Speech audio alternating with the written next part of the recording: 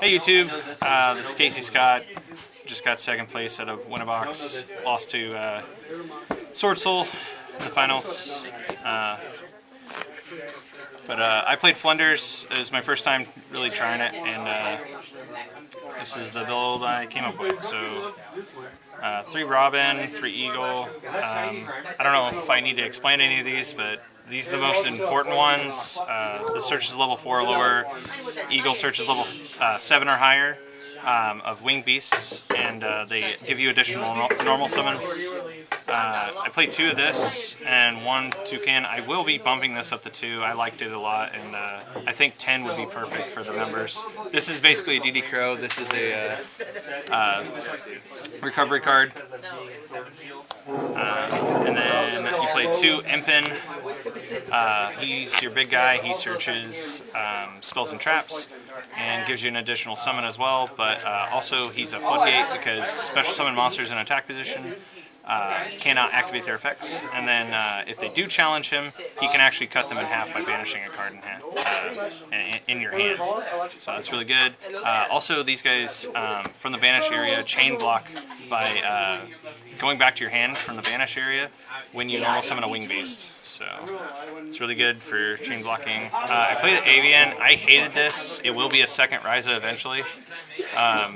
There's a combo where you can negate and then activate your trap and then get your extra normal summons and then summon this back, and then you'll have 2 negates, but I think it's just better to spin stuff away. And that way you don't have to always bounce him to your hand with his effect.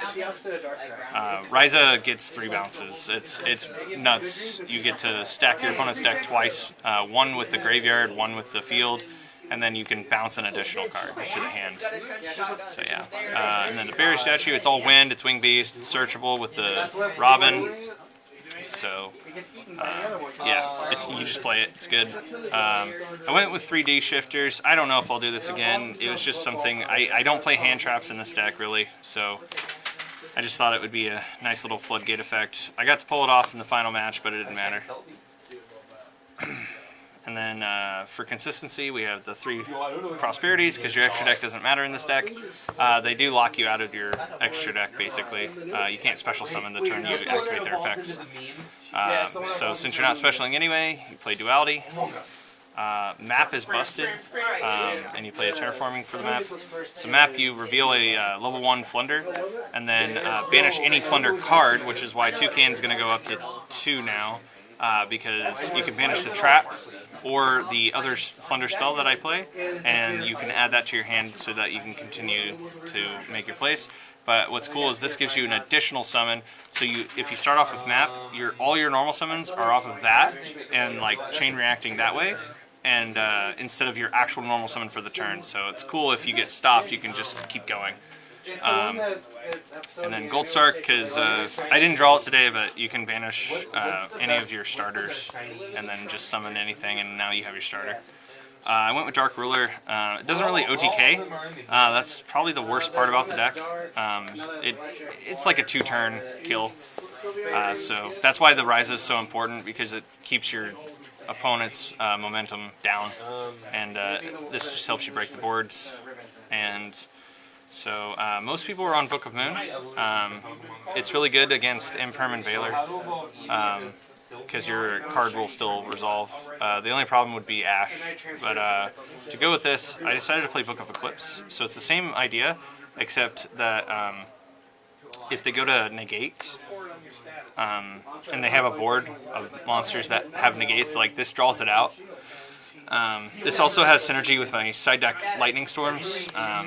So if I Book of Eclipse my field, as long as I don't have map up, I can just go ahead and Lightning Storm, because I don't control any face-up cards, and then I can just flip up my board if it was already on there. So that's helpful. But yeah, just going first or second, these are really good for you. And then I play the 1 and 1 on the Flunder cards. That's all you need. They're recurable.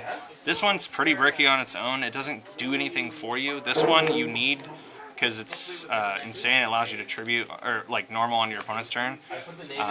So if like they pop map or something, like you can't really get going without it. And this one's really cool because you can sack their floodgates and stuff, whatever they would use against you, because it just allows you to tribute one of their cards. And then 2 Dogmatic of Punishment. Since the extra deck is worthless to me, and I can't special, that's what I was using. Unfortunately, I didn't get a Resolve 1 today, but for the punishments, we have these. This is extra handy because if you have a Flunder banished, you'll be able to search one. So it'll help you get more extenders. For the one time that it can come up where you get stopped on your first effect, you can actually make Exceeds. So you have a Zeus package. If this is for the follow-up play, you can do this to search out another one, but you can actually make both of these happen. And in testing, that has come up once where I basically floodgated them out of the match and had 4 left over. 4 level 1s left over, so I stacked up for this, searched my follow-up, stacked into this, used this effect to detach and make it to where you don't take battle damage and your monsters don't die in battle. And then this one, when you crash into their monster, they take the damage. So you just swing in, and this can attack multiple times depending on the materials. So that's a play that can come up, and it has come up in testing, but it's their Lyraless combo.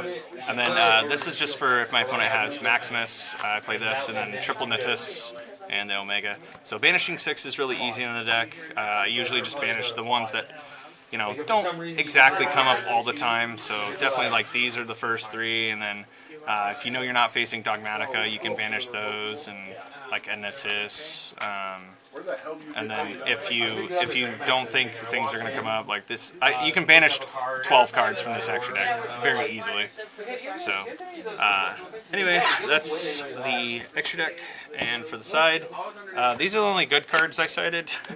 So Dark Smorg's really good, especially against back row decks. I do love coupling it with this. It's really cool. So yeah, these and this card is insane. It's like King of all calamities again, just as long as you have a wing beast. Called by was fine. I was wrong to put this in my side deck.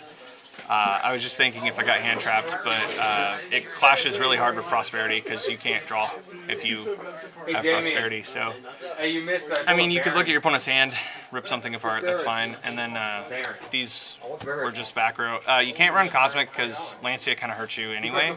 So, and you don't want to discard for Twin Twisters ever. So, this is what I was going with. Going forward, I'll be trying out these 2 floodgates. So lose 1 turn, and it'll be somewhere in some quantity, and then Quiet Life. These are pretty good in this deck. So if you normal summon, you can't special summon, and vice versa. If you special, you can't normal. So it really messes up some of the top tier decks right now. So anyway, that's it for the profile. Thank you.